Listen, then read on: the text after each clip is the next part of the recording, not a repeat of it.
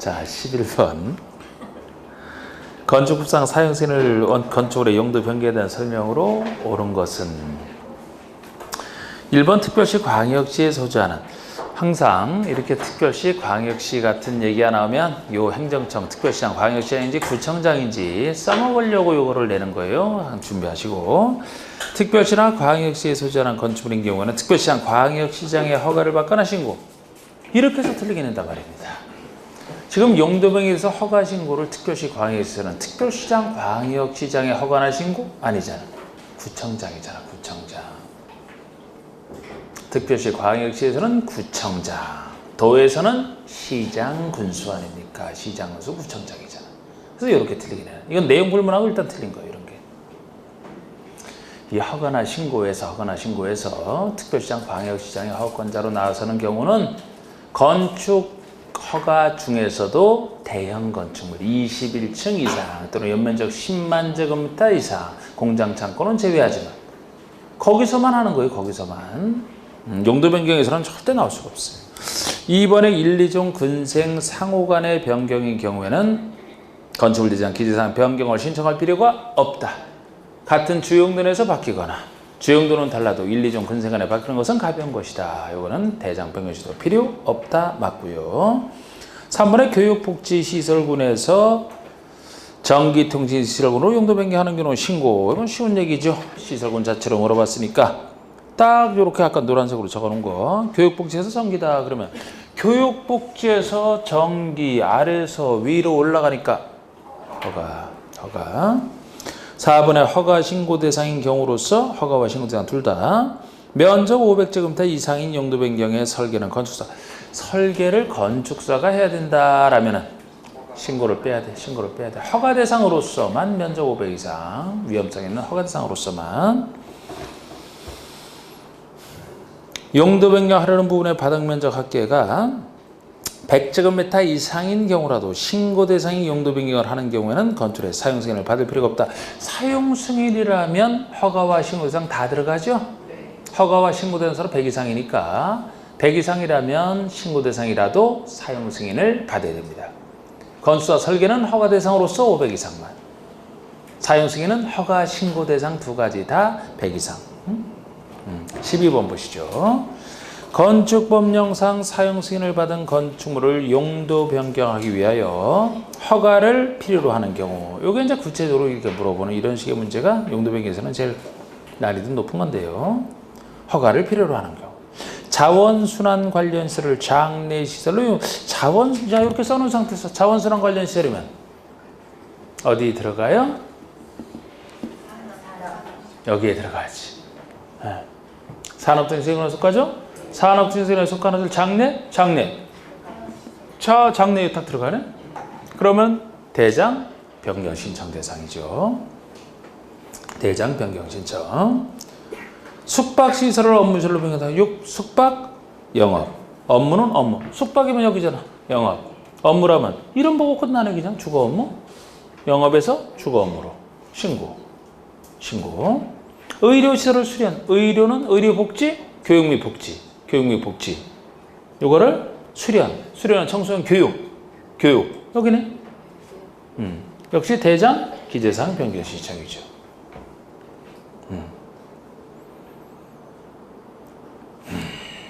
야영장 시설을 관광휴게시설로 용도 변경한다. 야영장 시설이면은 교육 여기 속하죠? 관광휴게시설이면 관광문화 아래서 위로 올라가죠? 허가. 위락시설을 위락이면은 위락문화 문화집회에 속하는 것을 동식물 그 밖의 시설군 이렇게 아래 내려오죠? 신고. 13번의 다음은 건축법상 도시지역, 비도시 지정된 지구단위 구역, 동읍지역에만 적용되는 사항을 열거한 것이다. 이에 해당하지 않는 것. 자, 이게 지역별로 건축법 적용되는 범위가 다 다릅니다. 사람 많이 사는 곳, 도시지역 또는 비도시라 하더라도 지구단위 계획구로 지정되면 개발이니까 사람 많아지는 곳, 도시와 비도시의 지구단위 계획구역. 그리고 이것이 아니라 하더라도 행정구역상 동읍에 속하는 곳까지 이것이 건축법의 모든 규정이 적용되는 전면적 적용대상 지형이고요. 이 전면적에만 적용되는 6가지 규정이 존재합니다. 그럼 이 6가지 규정 외의 나머지 규정은 어디나 다 적용되는 것이고, 6가지 규정은 전면적에만 적용되고 전면적이 아닌 곳에는 적용이 안 되는, 왜 전면적에만 적용되느냐, 사람 많이 사는 거기서만 통제할 필요가 있는 전면적에만 적용되는 6가지 규정 해당하지 않는 것. 건폐율과 규정. 자, 여러분, 건폐율과 규정은 어디나 다 적용된다 그랬잖아. 어디나. 전면적이든 비전면적이든 어느 곳이나 다 적용돼요. 예를 들어 자연환경 보전적에도 나름대로 건폐율은 다 통제되죠. 아무리 시골에도 건폐율은 거기에 맞는 건폐율들이 다 있단 말이에요. 전면적으로만 적용되는 규정이 아닌 것은 1번 건폐율 논리줄이죠. 높이 제한 어때요? 높이 제한 6가지 규정이 아니에요.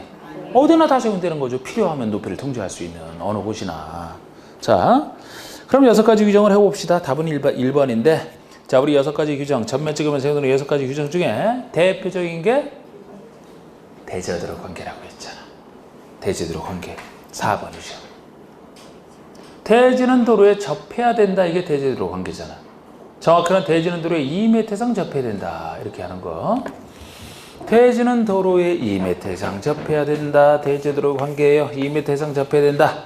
그래서 만약에 이 땅처럼 직접 접하지 않은 땅이면 건물 못 짓게 되는, 이렇게 직접 접하지 않으면 대지도로 관계를 위반했기 때문에 건축물을 못 짓게 되는, 이런 얘기라고 했는데, 이게 전면적만 적용되는 대표적 규정이에요. 도시지역에는 적어도 동읍 이상이라면, 직접 이렇게 접하지 않은 곳이라면 이쪽으로 나갈 수가 없다. 다 다른 사람 집들로 둘러싸여 있을 테니까. 그래서 직접 접해야만 지을 수 있다. 이렇게 하는 얘기잖아. 시골 같은 데서는 이렇게 직접 접하지 않고 떨어져 있다 하더라도, 시골 같은 데서는 남의 집들로 둘러싸인 곳이 아니죠. 논, 밭, 밭길 아무데나 다닐 수 있기 때문에 대지는 도로에 접해야만 지을 수 있다. 이 얘기는 전면적에만 적용되는 규정일 것이다. 시골에서는 필요 없다. 이렇게 했던 거예요. 그럼 이 대지들이 도로의 관계가 전면적으로만 되는 규정을 알았다라면, 예를 들어 이곳은 직접 접하지 않으니까 접하게 만들어야 건축물 지을 땅이 되거든요. 지금 도시지역 등에서. 그럼 여기다 건축물 짓기 위해서는 도로를 따로 지정받아야 돼요. 이거 행정청에게 도로 지정 신청했을 때 허가권자가 도로를 지정했을 때 이게 도로의 지정이 되겠습니다. 지정된 도로를 없애는 게 폐지고 바꾸는 게 변경인데, 이 도로 지정 폐지 변경 이 규정이 역시 전면적으로만 적용되는 규정이 되는 게, 보통 도로가 있고 이건 행정청이 지정하는 도로, 좀 간단한 도로인데 대지는 도로에 접해야 되는데 접하지 않은 땅을 접하게 만들기 위해서 도로를 지정받은 간단한 절차를 얘기하는 거예요. 애초에 대지는 도로와 접하지 않아도 된다면 이런 보통 도로가 있을 뿐이지 이렇게 간단하게 지정받는 이런 개념은 필요가 없는 겁니다. 대지 도로 관계를 전제로 하는. 그리고 또 관련된 게 뭐가 있어요? 대지와 도로와 접하는 부분에 있어서, 접하는 부분에서 건축에서는 한계선 건축선이 얼마냐는 거. 대지와 대지산의 경우 대지와 도로와 접하는 부분, 이게 대지도로 관계에서 한계선은, 원칙은 대지도로의 경계선이 된다. 예외적으로 따로 떨어뜨리는 예외적 건축선이 있죠. 어쨌든 건축선이 바로 대지도로의 관계에서 건축하자는 한계선을 얘기하거든요. 관련된 규정입니다. 만약에 건축선이 지정이 되어 있으면 개념상 건축선 안쪽에서만 져야 되지 건축선을 침범하면 안 되죠. 이게 건축선에 의한 건축 제한 얘기잖아요. 그래서 지금 4번을 기준으로 해서 5번 그리고 2번 건축선에 의한 건축 제한, 그 전에 건축선 지정 얘기가 나오겠죠. 건축선 지정과 건축선에 따른 건축 제한, 요 네 가지는 대지도로의 관계를 연상하지 않고 거기에 관련된 기준으로 기억하시면 된다 그랬고, 줄줄이 사탕 따르려 나오듯이. 그리고 나머지 두 가지가 방화안의 건축물에 대한 규정이 있잖아. 방화지관의 건축물. 우리 방화지관의 건축물이다 하는 것은 우리 방화지구는 화재를 예방하기 위해서 지정하기 때문에 불이 날 위험성이 큰 곳에 방화지구를 지정해서 화재를 통제하겠다는 얘기죠. 사람 많이 사는 곳에서 어느 곳에 불 한 번 붙으면 그냥 대형 화재로 번질까봐 그럴 위험성이 있는 곳에 요거를 지정해서 통제하는 것이지, 시골 같은 데서는 이렇게 어느 곳에 불 붙었다고 다른 곳으로 금방 옮겨서 붙을 그렇게 집이 다 붙어 있는 곳이 없고, 전면적으로만 적용되는 기준입니다. 또 하나가 뭐예요? 이제 이건 따로 기억하시라고. 또 하나가 대지 분할 제한, 대지 분할 제한. 대지의 분할 제한 규정입니다. 대지의 분할 제한. 이것이 건축에서는 기존 건축이 있는 땅이 일정한 건축에서 정하게 된 분할 제한 면적, 일정한 면적에 미달되는 것을 분할하는 것을 금지하는, 이게 건축이 있는 땅의 대지의 분할 제한 얘기입니다. 이거를 금지하는 취지는 작은 땅들 분할해서 여기다 조그만 건축을 타닥타닥 짓는 거 보기 흉해서 이거 금지하는 건데, 사람 많이 사는 곳에 이렇게 땅값은 비싸고 사람은 많다 보니까 이걸 잘게라도 쪼개서 집 짓는 거, 그 수요 때문에 막으려고 하는 것이지, 시골 같은 데서는 땅값 싸고 인구 적어서, 그죠? 잘게 분할하는 것을 통제할 필요가 없다 그랬어요. 시골 같은 데서는 잘게 통제할 필요가 없어요. 왜? 잘게 쪼갤 사람이 없으니까. 네? 그래서 이것도 전면적으로만 적용되는 6가지 규정입니다. 네. 자, 14번 보시면 건축허가의 사전결정에 대한 설명 중 옳은 것은. 야, 이제 건축법 하니까 거의 뭐 이렇게 쓸 게 많은지 모르겠네. 우리 건축 절차 얘기가 들어서만 또 우리가 정리했던 거 있잖아. 네. 자, 우리 건축하는 절차 한번 생각해보자. 항상 건축 절차 하면 이 틀이 생각이 나야 되잖아. 먼저 집 지을 땅 대지를 확보하는 게, 대지 조건을 확보하는 게 원칙이고, 그 다음에 자연스럽게 건축 허가, 건축에 대해서는 건축과 대수선까지죠. 용도 변경은 별도로 있으니까 건축과 대수선할 때는 원칙이 허가인데, 가벼운 건축에 대해서는 신고만으로 충분한 건축허가 신고. 근데 건축허가 전에 사전 결정이 있을 수는 있죠. 허가 신청할 사람이 지을 것이 법적으로 허용되는지를 미리 결정받아 보고 싶으면 사전 결정을 신청할 수가 있어요. 사전 결정이 되는 걸로 받으면 이제 건축허가를 신청하겠죠. 건축허가 신고를 통과했다 그러면 공사 들어가기 전에 미리 착공 신고하라. 착공에 대해서 미리 신고하는 착공 신고. 착공 신고를 하고 이제 그 시공을 하고, 감리자가 감리를 열심히 해서 공사를 다 해서 완성이 됐다 그럼 쓰기 전에 사용 승인을 받고서는, 이게 자연스러운 절차고, 제가 이 건축 절차랑 관련된 행정처이라면 이 건축허가권자가 주로 한다라고 했습니다. 건축허가권자가 주로 해요. 허가권자가. 행정청이라면 사전결정에도 건축허가에도 착공신고에도 사용승인에 다 관련돼 있어요. 행정청이라면. 감리자 지정마저도 행정청이라면 다 허가권자입니다. 시공자 선정과 감리자 지정은 건축주가, 건축물 지을 건축주가 내 건물 지을 사람 시공자 선정하고 감리할 사람 감리자 선정해서 돈을 줍니다. 그런데 예외적으로 허가권자, 감리자 지정하는 경우까지 있죠. 어쨌든 행정청이라면 다 허가권자라고 했어요. 이 얘기는 건축허가 신청할 사람이 누구에게 사전결정 신청하느냐, 이 사람에게 신청하면 이 사람이 사전결정을 통지를 해주고, 건축허가는 당연히 허가권자에게 신청하는 것이고, 착공신고요? 공사 들어가기 전에 착공 예정일을 허가권자에게 신고합니다. 건축주가. 요거 예외적으로 감리자 지정하는 경우가 있다 그랬고, 사용 승인도 건축을 끝낸 건축주가 허가권자에게 신청하면 이 사람이 내주는 다 허가. 그럼 이 유명한 허가권자가 누구냐라고 했을 때, 원칙은 다른 얘기 없으면 자치시는 항상 그 사람이 한다 그랬고, 자치시는 당연하고, 시장은 수구청장이 허가권자죠. 원칙적 허가권자, 신고는 이 사람에게 나게 용도 변경 다른 데서 대부분 이 사람이에요. 그런데 우리 건축 중에서도 예외적으로 허가 아파트에서 건축물의 건축 중에서도 대수원도 아니죠. 대형 건축물을 짓는다라면 다른 사람이 되는 예외가 존재한다고 했습니다. 여기서 대형 건축이라는 것이 층수가 21층 이상이 되거나 또는 연면적 합계 10만 제곱미터 이상 둘 중에 하나인데, 물론 유명하게 여기서도 아무리 여기 속한다 하더라도 증축할 때는 기존 연면적 30% 이상 증축해서 이렇게 될 때를 포함하고 있는데요. 공장이나 창고는 제외. 보통 공장 창고는 넓기 때문에 여기 속한다 하더라도 놀라운 일이 아니다. 여기서 제외된다는 얘기는 원칙으로 돌아간다는 얘기가 되는데, 이런 대형 건축을 어디서 지을 때냐? 특별시, 광역시에서 짓는다면 특별시장, 광역시장이 허가권자가 되는 것이지, 이때는 구청장을 안 써서 구청장이 되는 거 아니죠? 원래는 구청장이 하지만 이런 건축물을 지을 때는 구청 대신에 특별시장, 광역시장이 허가권자가 되는 게 이게 참 특이한 거예요. 이게 다른 데는 이 사람이 나올 수가 없지, 허가신고에서는.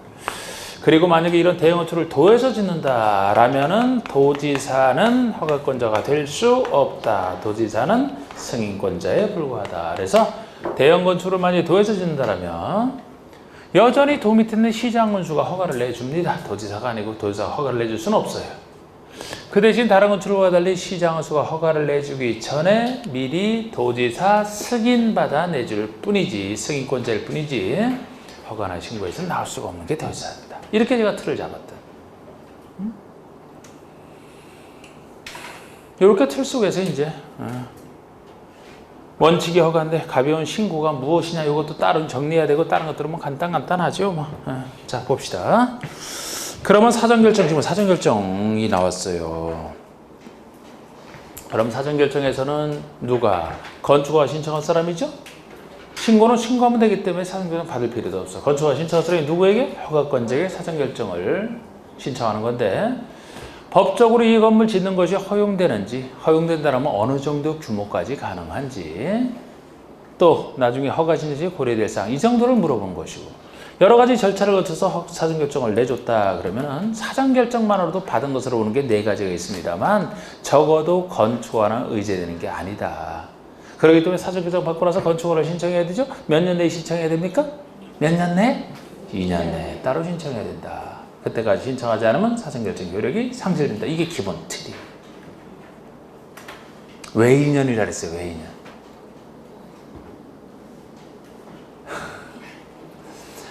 아니, 이거 했던 것은 왜 그렇게 잘 까먹으실까? 머릿속에 뭐가 있어서 이렇게 쏙쏙 빠져나갈까? 자, 우리 건축법, 주택법에서 건축법, 일반 건축법, 특별법인 주택법, 건축에 대한 이 공법인 건축과 주택법에서는 숫자가 더 많이 나오는데 몇 년 하는 것들은 대부분 2년이다. 아, 그걸 얘가 요구한 거잖아. 135 따로 기억하시고 1년, 3년, 5년짜리를 따로 기억하시고 내용을 알든 모르든 135를 따로 기억하시고 몇 년 지문에 나오면 2년이다. 대부분 2년에서 사전결정 후 몇 년 내에 신청해야 되냐 하면 대부분 2년, 대부분 이러면 되죠. 그럼 이제 그 틀이 기억나시다 하면 이제 1년짜리, 3년짜리, 5년짜리 생각나세요 이제? 1년짜리가 뭐예요? 건축 신고 착수기한? 신고 착수기한? 1년. 또 빈집 정비에서 빈집 개념 1년 동안 비어있는 거? 1년. 또 주택법에서 투기과열지구 지정되면 1년마다 재검토하라? 투기과열지구 재검토 그 1년 3가지잖아요. 1년 3가지밖에 없어요.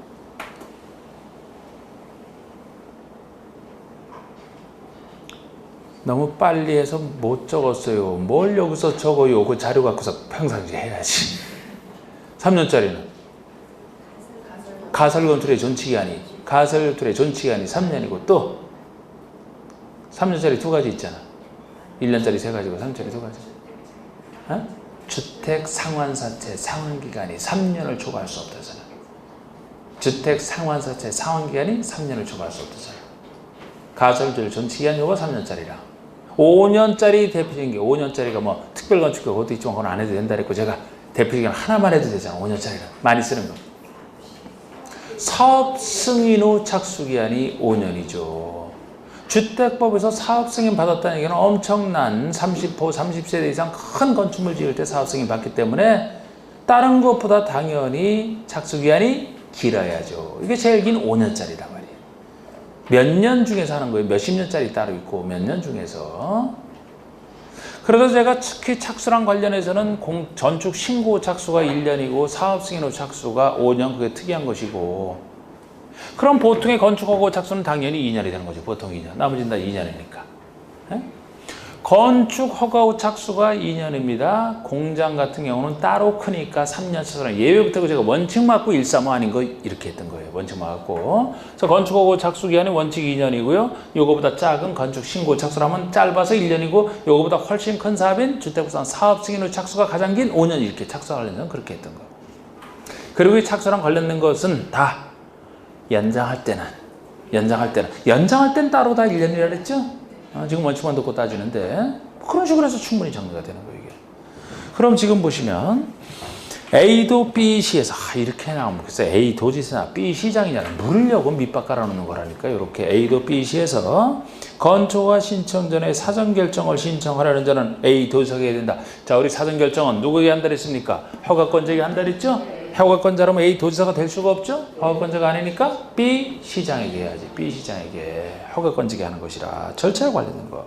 2번 허가권자는 사전 결정이 신청된 건축의 건축 면적이 환경영향평가법에 따른 소규모 환경영향평가 혹시 대상 사업에 속한다라면 국장과 협의해라.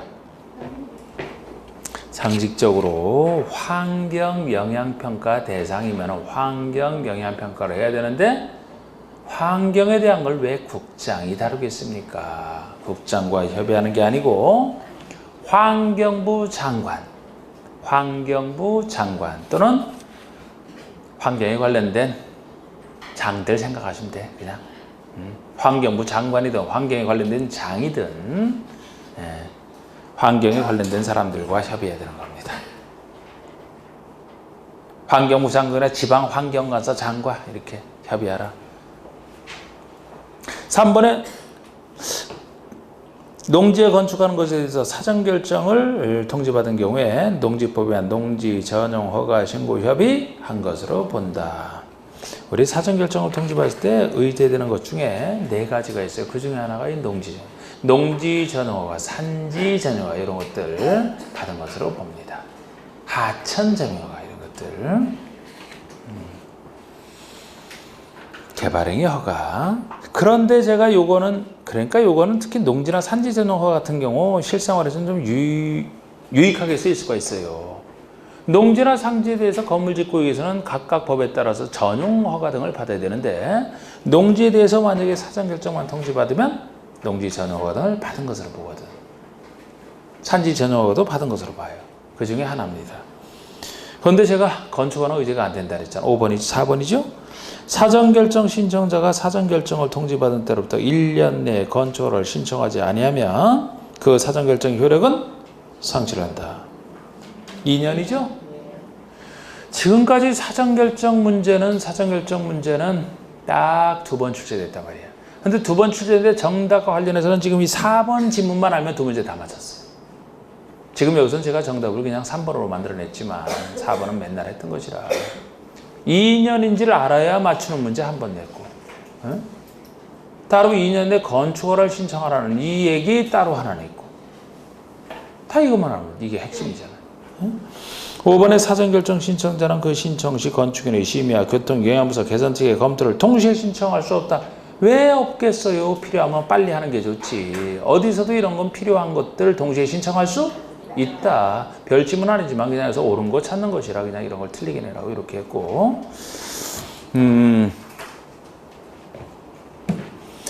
이 3번과 같은 것도 정답화증이 된 적은 없습니다만 한 4가지 의제되는 것 중에 하나. 건축허가 받았을 때는 의제되는 게 수십 가지가 되거든요. 수십 가지. 건축허가 의제되는 거. 근데 그런 것도 하는 거 아니고. 15번에 건축법령상 건축의 허가권자가 아닌 자?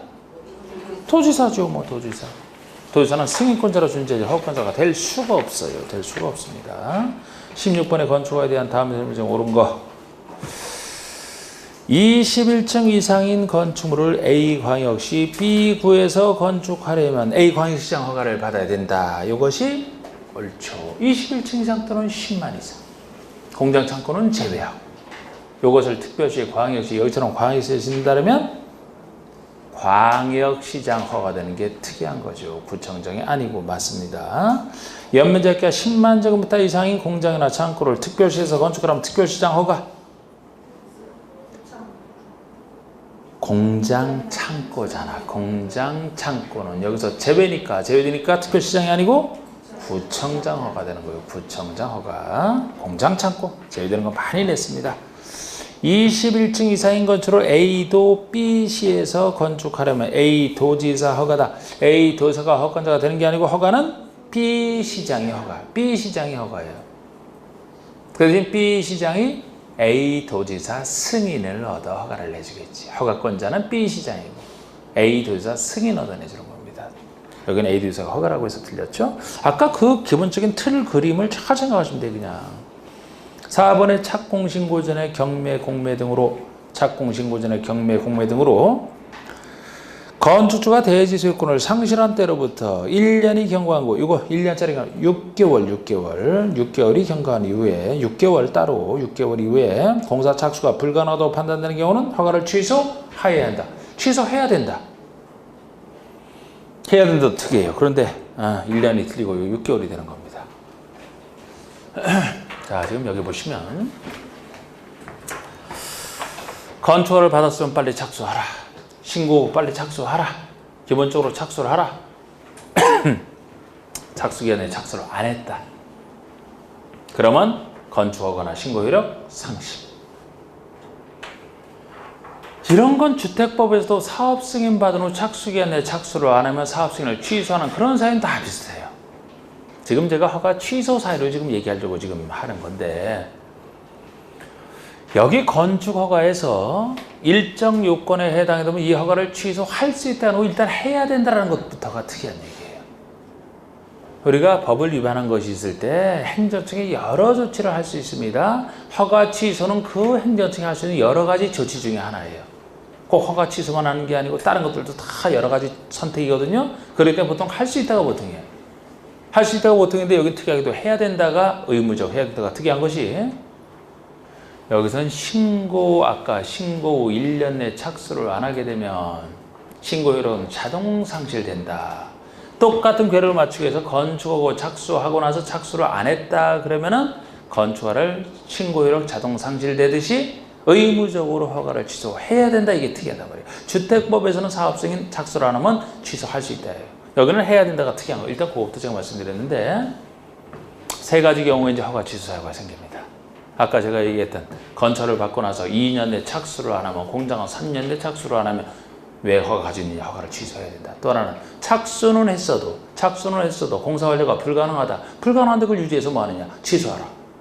그리고 세 번째가 이거란 말이에요. 지금 읽었던 거. 이건 6개월짜리란 말이에요. 지금 어떤 사람이 건축허를 받아놨는데 공사 들어가기 전에, 착공 신고 전에 허가는 살아있는데 착공 신고 전에 대지 소유권을 상실했어. 그럼 지을 땅이 없어. 못 짓는 거예요, 이거를. 이 못 짓는 상태에서 그럼 새로 땅을 취득한 사람, 이 사람이 상실했으면 다른 사람이 취득했겠죠? 그럼 취득한 자는 땅 있다고 해서 건축물을 지을 수 있느냐? 건축허가가 없어서 못 져요. 신청하면 되지 않느냐? 이미 그 땅에 대해서 앞에 나온 건축허가가 있기 때문에 다시 신청해도 허가 안 나와. 이미 기존의 것이 있어서. 그럼 이 문제를 어떻게 할 것이냐, 이게 나온 얘기입니다. 한 사람은 건축허가는 가지고 있는데 대지소유권을 상실했어요. 이런 경우 사회적으로 보통 이제 건축 허가받은 허가증 가지고 있는 그 땅을 살 때는 그거 다 감안해서 그것까지 주고 사요. 근데 그렇지 않게 땅만 샀을 때 얘기지. 그럼 건축허가 있는데 건축할 땅이 없으니까 건축 못하고 있죠? 그 사람은 땅은 샀지만 건축허가 안 나와서 건축 못하고 있죠? 그래서 6개월 정도를 여유를 준 거예요. 대지가 대지소유권을 상실했다면 상실했도록 6개월 시간 주고, 6개월 내 만약에 대지소유권을 찾아오든지 아니면 지상권을 설정해서 건축할 수 있으면 상관없어요. 그런데 6개월이 지나도 이건 너무 많이 줄 수가 없어요. 6개월이 지나도 착수가 불가능하다면 그때는 그 허가를 꼭 취소해 없애버리라는 거예요. 그럼 새로 취득한 사람이 건축허가를 신청해서 받겠죠? 그러라고. 6개월짜리 이거는 기억하셔야 되고, 해야 된다 기본이고요. 5번에 건축허가를 받은 자가 허가를 받은 때로부터 1년 내 착수를 안 하면 허가를 취소해야 돼. 이게 취소 사유 중에 하나인데 해야 된다는데, 이거는 몇 년이 돼야 돼요? 2년. 건축허가 취소가 2년이잖아. 혹시 공장 나오면 3년이고. 여러분이 이 착수기한, 건축허가를 받은 때로부터 2년 착수, 건축 신고를 하면 1년 착수, 이 착수기한을 정당한 사유가 있으면 연장할 수는 있어요. 연장할 때 몇 년 연장이라고요? 1년. 연장할 때 다 1년이라 그랬잖아. 건축허가 주택법에서. 17번에 건축법령상 시장문수가 건축허가를 하기 위해서 도지사 사전 승인을 받아야 되는 것이고, 자, 우리 시장에서 허가를 내는데 도지사 사전 승인을 받아야 되는, 여기 보세요. 도에서 지을 때 대형 건축이라고 했는데, 도지사 승인 대상에서는 요거 똑같이 쓰지만, 도에 지을 때 똑같이 쓰지만 추가적으로 두 가지가 더 있죠. 요거 외에 도지사 사전 승인을 받아야 되는 추가 두 가지가 더 있잖아. 미리 도지사가 지정권한 구역을 전제로 한 건 둘이 똑같은데, 자연환경이나 수질보호 목적이냐, 주거환경이나 교육환경 보호가 목적이냐에 따라 달라지는. 제가 자연환경이나 수질보호가 목적이라면 요 나온 얘기가 이제 한강 상류에 그 청평, 가평 막 개발되는 것들, 이거 하도 개발되는 거, 너무 개발이 많이 되면 한강에 수질이 오염되기 때문에 요거 막 할 생각으로 도지사 승인을 받아야만 허가를 내주겠다 이렇게 한 거. 그러면 요거는 실질적으로 너무 작으면 자연환경 해칠 우려가 없다고 보는 거예요. 어느 정도 커야, 조금은 커야 자연환경이나 수질을 오염시킬 수 있다. 그래서 여기에 해당하는 건축은 적어도 3층 이상이 되든지 연면적 1000 이상 둘 중에 하나, 큰 것 둘 중에 하나, 3층 이상 또는 1000 이상을 전제로 해서 그렇게 청평, 가평에 오염시킬 수 있는 것들을 상상하는데, 항상 건축부에서는 제일 통제 많이 받는 게 위락시설, 숙박시설이니까 위락시설, 숙박시설은 통제받는 곳에 감수다. 그건 당연히 들어가고, 주택 중에서는 뭐가 자연환경에 찌지, 공동주택이지 단독은 아니다. 공동주택처럼 큰 거. 그리고 일반 음식점. 청평, 가평에 제일 오염시키는 것들이 일반 음식점에 각종 술까지 파는 일반 음식점. 그리고 일반 업무시설 정도죠. 상상을 해서 하시라고 했어요. 이거는. 교육환경이나 주거환경보호상 필요하다라고 해서 통제할 때는 아무리 작아도, 예를 들어 뭐 유흥주점이 작은 게 있으면 거기 애들 집중 못하고 뭐 집에서 잠을 잘 수가 없다 막 이렇게 규모가 작아도. 그래서 아까 자연환경과 달리 주거환경, 교육환경 보호상 필요할 때는 3층에서 1000 이상이 없어요. 아무리 작은 것도 해가 된다고 봐. 그 대신 무엇만, 위락시설, 숙박시설만 문제가 된다. 자, 1번에 자연환경 보호죠. 자연환경 보호입니다. 자연환경 보호예요. 그럼 도지사가 지정권한 구역은 다 똑같아. 그런데 연면적 합계가 900제곱미터는 2층에 일반 업무에서 들어가는데, 여기에 자연환경이나 수질 보호를 하기 위해서는 얼마가 돼야 된다 그랬어요? 3층 이상이 되거나 또는 연면적 1000 이상 둘 중에 하나는 돼야 돼요. 900제곱미터니까 1000이 안 되고 2층이니까 3층 이상이 아니고 사전 승인 대상이 아닌 겁니다. 그것 때문에 2번 교육환경 보호하기 위해서 도지사가 지정권한 구역은 일반 음식점. 교육환경 보호잖아요. 그러면 주거나 교육환경 보호라면 무엇만, 규모에는 상관없지만 위락시설, 숙박시설만이니까 일반 음식점 아니죠. 일반 음식점이 아닙니다. 위락시설, 숙박시설 중에 하나여야 돼요. 3번에 수질 보호잖아. 1번처럼 수질 보호니까 도지사가 지정권한 구역에 건축하는 연면적 500인 1층의 위락시설. 위락시설은 들어갑니다만 역시 500제곱미터고 1층이니까 3층 이상 또는 1000 이상 중에 하나에 해당 안 되기 때문에 대상이 아니고, 자연환경 보호 똑같죠. 4번에 도지사 지정하는 거와 똑같고요. 연면적 800제곱미터 4층 공동주택이면은 들어가는데, 대상을 보시니까 800제곱미터? 이건 1000 이상이 아니네? 근데 4층. 이게 3층 이상에 속하잖아. 둘 중에 하나만 되니까 4층이기 때문에 이거는 승인 대상이 맞습니다. 5번. 주거환경 보호죠. 도지사가 지정하는 거는 동물 미용실은 이종군생인데 이거 아니잖아. 주거환경 보호를 위해서 숙박시설, 위락시설만 통제받잖아. 숙박시설, 위락시설, 위락 숙박시설만. 18번에 건축법령상 허가대상 건축이라 하더라도 미리 시장수에 신고라면 허가받은 것으로 본다. 틀린 거. 자, 우리 신고대상. 자, 이것도 하여튼 쓸 거만 해 그냥. 자, 우리 여기 건축이나 대수선할 때 원칙이 허가이기 때문에 신고도 건축과 대수선에서 신고대상 가변기 나눠지는데, 우리 신고대상 이거는 허가를 받으면 신고한 것으로 본다 이렇게 표현하고 있는 건데, 신고로 충분한 거 신고대상 따질 때 제가 항상 요 틀을 잡을 때 두 가지를 나눠서 봤던, 건축에 있어서 대수선에 있어서 무엇이 간단한 신고대상이냐. 자, 우리 건축이라면 보통 연면적 100제곱미터 이하의 100제곱미터 이하의 건축물의 건축이다. 연면적 100 이하, 100을 기준으로 해서 요 100 이하를 작은 신고 대상으로 본다. 100. 요거보다 작은 85 이하 따지는 요거보다 좀 넓더라도 200제곱미터 미만이면서 동시에 층수가 30만. 요게 기본 구조 아닙니까? 보통 100을 기준으로 해서 작은 게 신고니까 100 이하의 건축물의 건축인데, 이 중에서도 85 이하를 신고 대상으로 하는 것은 건축 중에서도 증축, 개축, 재축되는 면적.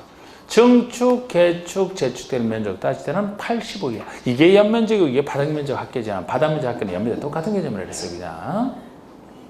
그러면 보통 이 85의 증축, 개축, 재축이 신고라면은 여기 건축 속에서는 요거 빼고 나머지 주로 이제 신축할 때는 당연히 해석이 이제 100이하가 되는 거예요. 보통 100이하. 증축, 개축, 재축 따지는 것은 85이하. 이건 어느 지역이든 불문하고. 그런데 이걸 넘어선다 그래서 200 미만이고 이건 작은 것은 또는이 아니잖아요. 연면적이 200 미만이면서 동시에 층수도 3층 미만. 큰 것이 어느 것 하나 크면 이거는 작은 것이나 둘 다 작아야 된다. 둘 다 갖춰야 돼요. 200미만이니까 미만이니까 기준을 포함하지 않죠? 199제곱미터까지. 3층 미만이니까 2층까지지. 3층 이상부터는 조금 큰 걸로 보잖아. 층수에서는. 보통. 아닌 예도 있죠. 보통 여기서. 그래서 여기에 동시에 갖췄다 하더라도 이것은 아직 더 해야 되는 게 여기랑 달리 어느 곳에 지을 때가 신고냐라는 것까지 아셔야 돼요. 사람 많이 사는 곳에 지을 때, 적게 사는 곳에 지을 때. 적게 사는 곳이 신고라는 겁니다. 여기에 속해도 사람이 많이 사는 곳이면 더 통제를 강화해야 되기 때문에 안전성을 위해서. 아까 사람 많이 사는 곳이 도지역과 비도지, 지구단위 규칙 법에 나와 있는 사람 많이 사는 곳이란 말이에요. 동업은 0에 나와 있는 것이고. 그래서 애초에 관농자에 지을 때 보통의 관농자, 비도시에 지을 때를 전제로 하지 도시지역이라면 처음부터 여기서 제외된다는 것은 허가 대상이 된다는 얘기고 사람 많이 사는 곳이니까. 또 비도시라 하더라도 지구단위 구역이 지정이 됐더라면 비도시의 지구단위 구역, 도시는 사람 많고 비도시의 지구단위 구역, 사람 많아지는 곳 허가를 받아야 돼요. 그리고 여기는 안 좋지만 관농자라 하더라도 위험한 곳 있잖아. 방제지구라든지 붕괴 위험지역처럼 위험한 곳이 나오면 위험한 곳이니까 통제를 강화해야 되니까 여기서 제외, 허가 대상이 된다 이렇게 했던가. 이게 기본 틀 아닙니까? 여기다가 이제 몇 가지 더 있어요. 요거 기본 틀로 좀 생각을 하시고. 예를 들어 증축이 85 이하지만 증축되는 높이만 따질 때는 3m까지 3m 이하에서 증축하는 거 가벼운 신고. 표준 설계도 지역마다 있는 표준 설계도 쓴다 뭐 그런 얘기가 나와도 신고 대상으로. 공장은 별도로 크기 때문에 공장은 작은 신고 대상으로 공장이 들어가는 산업단지 등을 전제로 해서 따로 별도로 규정하고 있잖아. 2층 이하로서 500 이하인 공장. 2층 이하라는 얘기는 2층까지니까 아까 3층 미만과 똑같아요. 2층까지니까 2층 이하로서 그 대신 면적이 500 이하. 이런 공장 별도로. 농업용 건축물이다 그러면 이것도 읍면적이 짓는 농업용 건축물. 농업용 창고 같은 거. 물건 좋아하는 창고 같은 거는 200 이하. 200 이하. 단순 물건 보관이 아니고 뭐 직접 기르고 재배하는 축사, 작물 재배사, 온실이다 뭐 이런 것들이라면 400 이하.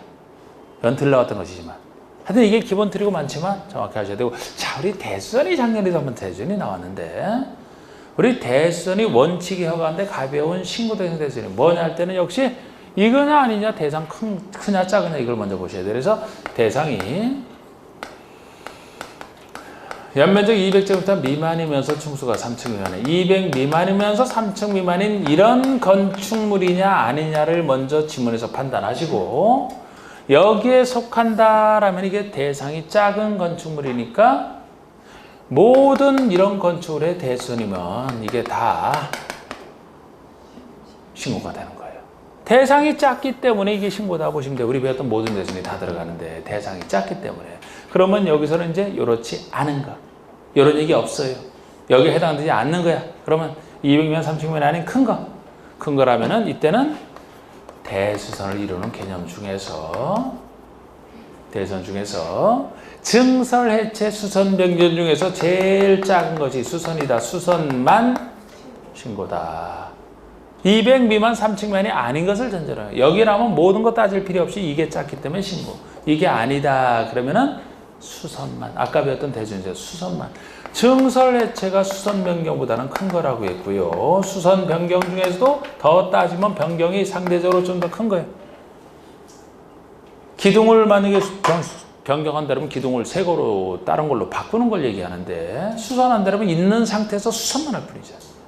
제일 작은 게 수선이에요. 물론 수선에서도 경계벽이나 뭐 이런 몇 가지 빠지는 거예요. 아, 그거까지 신경 안 써도 된다 그랬었어요. 이것만 하도 충분하다 그랬습니다. 신고대상. 그러면 바닥면적가 85인이 증축해 주시겠죠. 신고. 자연환경 보전지역에서 연면적 200m고 30m고 건축 건축 요거 200m고 30m인데 관농자 보통의 비도시 한가한 곳 자연환경 보전지역이니까 신고. 연면적 400제곱미터인 건축은 내력벽을 해체하는 대수선이 나왔잖아요. 대수선에 나오면 먼저 뭐부터 보시라고 했어요? 대상 건축물부터 200 미만이에요? 3층 미만에 따라 달라지니까. 자, 우리 200 미만이고 3층 미만인 것이 3번은 아니죠? 연면적 400제곱미터잖아요. 벌써 200 미만에서부터 걸리네. 여기서 걸렸네. 안 되지. 그러면은 요것은 무엇만 신고라고 했어요? 대선을 이루는 개념 중에서 수선만, 일정한 수선만. 근데 여기서는 내립벽을 해체한다 이렇게 나와 있네요. 그러니까 허가를 받아야지 이거는. 신고 대상이 아니지. 200만, 300만이 아닌 건축물이기 때문에 수선만 신고가 되는데 해체니까 이거는 허가 대상이 되는 거죠. 4번에 연면적가 100 이하인 건축물의 건축. 여기 보통 건축물의 건축은 100 이하. 주로 이게 신축을 얘기한다고 했는데 5번에 농업이나 수산업을 경영하기 위해서 읍면적에서 건축한 200 이하의 창고. 농업용 창고 200 이하. 축사, 작물 재배사 등이라면 400 이하고. 19번의 건축법상 건축 신고에 대한 설명으로 틀린 것 했는데 연면적 180제곱미터이고 2층인 건축의 대수선은 건축 신고 대상이다. 자, 우리 또 건축 신고 대상인 대수선을 묻고 있네요. 그럼 대상 180제곱미터이고 2층짜리면 200 미만이면서 동시에 3층 미만인 것에 속하죠. 그러니까 모든 대수선이 다 신고가 되는 거 맞습니다. 2번 농림지역에 지정된 지구 단위계 구역에서 연면적 200 미만이고 3층 미만인 건축의 건축은 허가를 받아야 된다. 맞아요? 왜 맞아요? 지구 단위계 구역이니까. 지금 200면이고 3층면의 건축물인데 농림지역에 원래 위치하면 농림지역만 이렇게 나오면 당연히 신고 대상 맞아요. 그런데 농림지역에 위치하고 있지만 지구 단위계 구역이기 때문에 제가 도시지역은 신고에서 빠지고 비도시라 하더라도 지구 단위계 구역 신고되면 빠지고 비도시라도 방지해지고 붕괴 위험지역 이런 얘기 나오면 신고에서 빠지고 신고에서 빠진다는 얘기는 원칙 허가가 된다는 얘기죠. 이거 3번의 자연환경 보전지역이라 하더라도 관농지역 중에 하나에 속한다 하더라도 방제지구나 붕괴 위험지역처럼 위험한 곳이면 연면적 200면 3층 미만인 건축물의 건축은 허가를 받아야 된다니까 맞는 것이고. 4번은 건축 신고를 받은 자는 신고를 받은 때로부터 3일 내에 협의 등을 요구하면 20일 내에 신고 수리 여부를 신고인에게 통지하라. 3일이 아니고 5일이 되는 거예요. 5일이 되는 거예요. 3일이 나오려면 착공 신고에 대해서 하는 거예요. 착공 신고에 대해서 3일입니다. 그래서 제가 이거는 원래 신고는 신고 요건에 맞게 신고가 되면 이제 수리가 돼야 되는데 만약에 신고 요건에 맞지 않으면 수리 받아들이질 않거든요. 수리를 안 하게 되면 이제 그거를 알게 되면 신고가 다시 이제 신고하는 사람이 거기에 맞춰서 다시 신고하면 되거든요. 그런데 그래서 신고한 사람에게 신고 수리 여부를 며칠 내에 빨리 통보하라 그 얘기입니다. 그래야 그 사람이 이제 다시 할지 말지를 수리 여부에 따라서 하겠죠. 그래서 이것도 몇 년 전에 새로 신설된 것이라 이제 슬슬 이제 나올 때가 된 건데.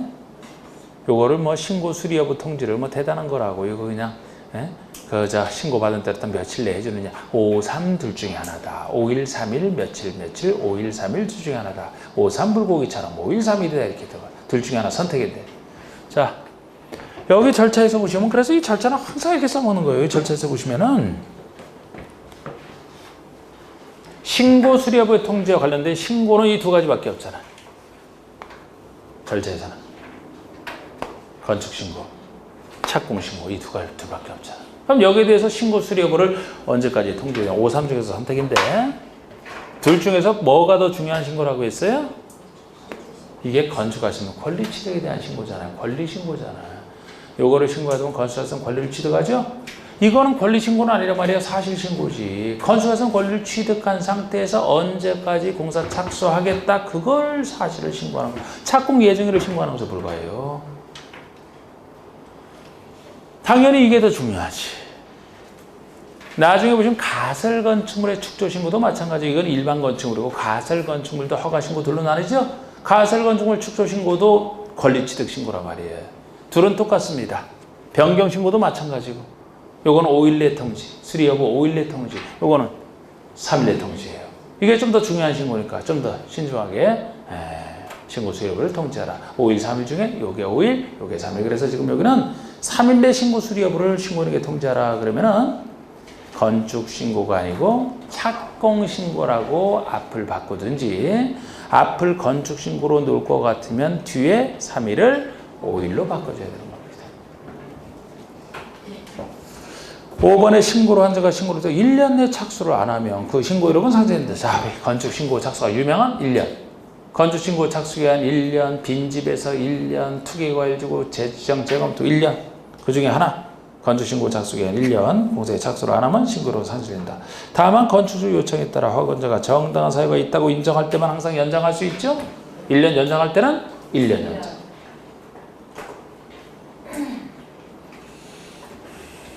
그래서 여기서 착수기한 135 중에서 1, 5 기억하는 것들 이렇게 자세히 하면 돼요. 건축법이 일반법이고 건축에서 원칙이 건축허가니까 건축허가 착수기한이 2년이라면 이거보다 간단한 건축신고 착수는 1년이 될 것이고 주택수상 사업승인은 대규모 사업을 하니까 사업승인의 착수기간이 5년일 것이고 이것도 3년까지도 안 되잖아. 너무 짧잖아. 그것도 한 채만 지어도 착수하는 게 2년인데 30채 이상을 짓는데 5년 더 긴 5년이 돼야지. 뭐 그런 식으로 기억하시는 것 중에 하나. 연장은 다 1년이고요. 자, 20번에 건축허가 제한에 대한 설명으로 옳은 거 건축허가 제한. 건축허가 제한은 건축부에서는 허가권자의 바로 윗사람이 아래 허가권자의 허가나 착공을 제한하는 구조이기 때문에 국장이 허가권자에 대해서 시도지사가 허가권 중에 시장에서 구청장에 제한하는 걸 얘기하는 제한 사유를 구별하시고 제한 기간은 뭐 일사하니까 2년, 예외 1년 이렇게 나가는 거죠. 자, 국장은 국토관리상 특히 필요하다고 인정하는 경우는 건축허가를 받은 건축의 착공을 제한할 수 있다. 자, 국장이 국토관리상 필요한 경우니까 국장이 나서죠. 우리 국장이 제한할 수 있는 사유가 두 가지 사유가 있죠. 국토관리상 필요한 경우 또 주무부 장관이 요청했을 때. 시도지사가 제한한다면 지방계획과 관련돼 있을 때. 지방계획과 관련돼 있으니까 시도지사가 지방 일정이 시도지사가 제한하죠. 그래서 이거는 지금 맞아요. 국토관리상 필요하다고 인정하니까 아니 국토관리를 시도지사가 왜 합니까? 자기가 뭐라고 국토관리에 국장이니까 국토관리를 신경 쓰지. 그래서 이 국토관리상 필요한 경우 이제 건축허가를 받은 건축물의 착공, 허가권자의 허가를 제한하든 허가받은 건축물의 착공을 제한 다 할 수 있어요. 맞습니다. 이번에 시도지사는 주무부 장관이 국민기능상 특히 필요하게 요청할 때 시장의 소청에 허가를 제한할 수 있다. 장관이 시도지사에 찾아가서 요청을 하겠습니까? 만약에 그런 장관이 있다라면 이거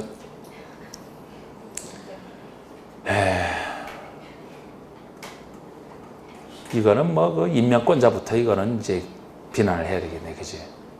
장관이 어디에다 요청을 해야 돼? 요청하려면 국장에게 요청해야지. 국가일과 관련해서 요청하는데 왜 시도지사에 찾아가서 합니까? 그것도 아랫사람 찾아가서. 그래서 이때는 장관이 요청할 때는 아니에요. 이거는 국장이 할 때고 이게 이제 뭐 지역계획 또는 도시계획상 필요하다 그럴 때가 돼야지. 시도지사가 한다면. 그런데 시도지사는 아랫사람이 시장으로서 당연히 허가 제한할 수 있는데 지역계획 또는 도시계획상 이래. 지역계획도 지역계획이고 도시계획도 특광시군이 특광시군이 지역이니까 둘 다 지역계획과 관련된 거죠. 그렇게 해줘야 됩니다. 3번에 국장은 도시계획상 필요하다고 인정하는 경우 허가권자의 건축허가를 제한할 수 있다. 아니 글쎄 국장이 도시계획을 왜 신경 쓰는데 도시계획은 지방계획인데 특광시군에 수립하는 지방계획인데 우리가 이제 국장이라면 도시계획 중에서 우리 앞에서 관리계획 할 때도 그죠? 국가계획과 관련된 경우만 예외적으로 신경 쓰지 않았습니까? 그러니까 도시계획과 관련돼 있다면 누가 제한하는 거예요? 시도지사가. 국장이나 시도자의 두 사람 중에 하나입니다. 제한권자는. 시장에서 주장은 뭐 원칙적 허권자라 스스로 제한하지는 않고요. 그런데 이거 사유를 구별하시면 돼요. 이렇게. 4번에 제한하는 경우 제한기간은 3년. 3년이 될 수가 없죠. 몇 년? 2년. 3년이 되는 건 건축법 주택법에서 3년이 되는 건 가설건축물 전치기간과 주택상한세 상한기간 요 3년. 요 둘밖에 없거든요. 3년이 될 수가 없어요. 보통에 속하니까 2년이고 2년으로 하되 이래 하나요? 1년 연장할 때는 1년이라 그랬잖아요. 그래서 두 군데가 틀린 거예요. 예. 보통은 2년으로 한다. 연장할 때는 1년 연장할 수 있다. 그런데 이 지문도 지금까지 기출에 진짜 셀 수 없을 정도로 많이 나왔던 게 이 지문이란 말이에요. 5번에 국정원 시도지사 제한 내용이 지나치다고 인정하면 제한을 해제할 수 있다. 이것도 틀렸죠. 자, 우리 국장과 시도지사가 제안을 하되 시도지사가 제안을 했을 때는 시도지사가 시장의 수정 허가 등을 제안했을 때는 잘했는지 못했는지 바로 윗사람인 국장에게 보고를 해서 통제받는 규정이 있어요. 그래서 국장이 검토를 하고 문제 있다 판단하더라도 시도지사의 제안 내용이 시도지사가 제안한 내용이 지나치다고 인정하더라도 그 제안을 해제할 수가 있는 거예요. 해제를 명할 수 있다 그래야지. 명할 수 있다. 공법은 신사 규정이 많다. 해제를 해도 결정한 사람이 해제를 해야지. 시도지사가 제안을 했으면 시도지사가 해제를 해야지. 아무리 윗사람도 국장이 직접 해제한다. 기분 나빠서 시도지사 못 해먹겠다. 그렇게 합니다. 국장이 시도지사가 해제를 명령을 내리면 그 명령에 따라야 되는 거죠. 네. 또 열심히 더 보시려고요? 10분 쉬고 가야지 이제. 10분 쉬고.